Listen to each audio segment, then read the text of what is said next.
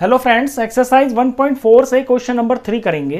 Recall pi is defined as the ratio of the circumference say C of a circle to its diameter say D, that is pi is equal to C D. पहले इनको समझ लीजिए, ये पाई C D क्या लिखा हुआ है।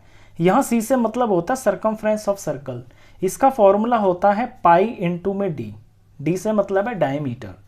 अगर हम सिर्फ पाई को लिखे यहाँ पे तो ये सर्कमफ्रेंस के अपॉन में ये डी आ जाएगा। सिंपल सी बात है। ये क्वेश्चन कह रहा है कि याद करिए, सोचिए कि जो पाई है ना वो सर्कमफ्रेंस और डायमीटर का रेशियो होता है, वो ही यहाँ पे लिखा हुआ है। This seems to contradict the fact that pi is irrational.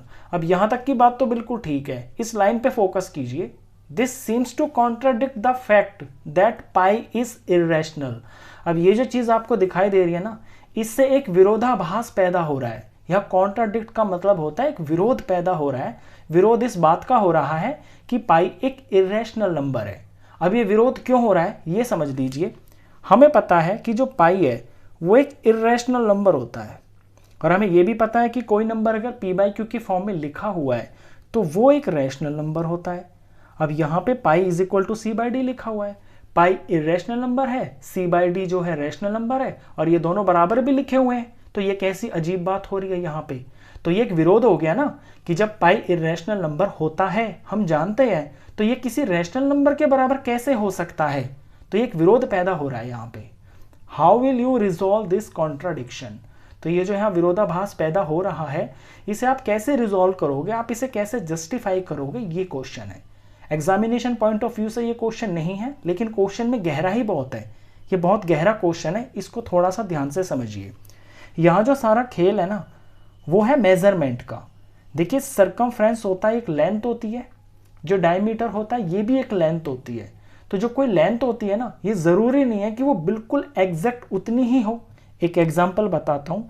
Let suppose कोई डायमीटर है, वो 9.0900900009 एंड सो ऑन, इतना डायमीटर आ रहा है। स्केल के ऊपर जो है ना बिल्कुल बहुत बारीक फर्क भी हो सकता है ना मेजरमेंट में।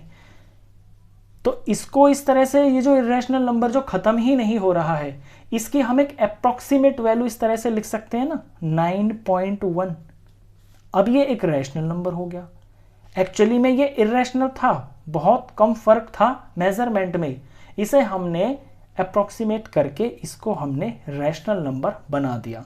तो हम जब नंबर्स लिखते हैं ना, ये जो सर्कमफ्रेंस होता है, ये जो डायमीटर होता है, इन्हें कभी भी हम इरेशनल फॉर्म में नहीं लिखते हैं।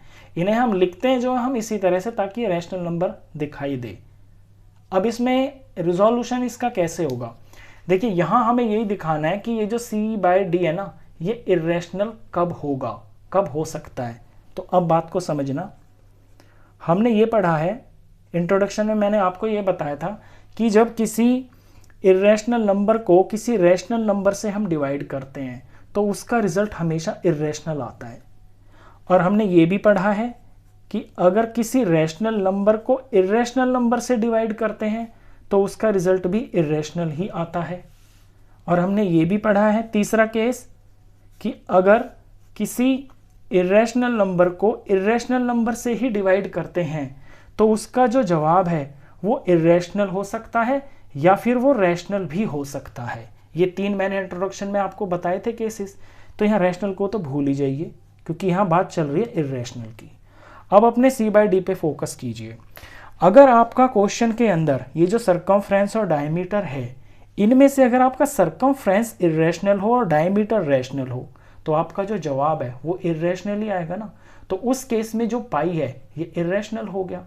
या फिर आपका डायमीटर तो इरेशनल हो और सर्कमफ्रेंस रैशनल हो, तो जो जवाब होगा वो भी फिर इरेशनल ही होगा। तो उस केस में भी पाई जो है ये इरेशनल ही हो गया। या फिर सर्कमफ्रेंस और डायमीटर ये दोनों ही आपके इरेशनल नंबर हों, तो उस केस के अंदर ये इरेशनल नंबर आएगा। तो उस केस में भी ये जो पाई है ये आपका इरेशनल हो गया है। तो यहाँ समझने और समझाने की बात यही है कि जो सर्कमफ्रेंस है और ये जो डायमीटर है, इनमें से कोई सा एक नंबर, या तो सी या फिर डी, या फिर ये दोनों ही इरेशनल हो सकते हैं। ऐसा कोई नंबर हो सकता है, बस उसको जो है हमने पॉइंट में लिख दिया, रैशनल नंबर की शक्ल में लिख दिया, ताकि हम सॉल्व कर सकें उसको शीट के ऊपर। ये इसका जो है ना जस्टिफिकेशन है। अब इसी बात को आपको थोड़ा सा लैंग्वेज में लिखना है कि सी डी या फिर सी और डी दोनों के दोनों आपके इरेशनल हो सकते हैं। उस केस में जो जवाब है ना वो इरेशनल ही होगा, तो आपका जो पाई है बेसिकली एक इरेशनल नंबर ही होता है। बस ये सी और जो डी है ना ये इरेशनल हो सकते हैं, उसकी वजह से जो है यहाँ पे पाई आपका हमेशा इरेशनली बनेगा। तो हेयर आइदर सी और D or both may be irrational।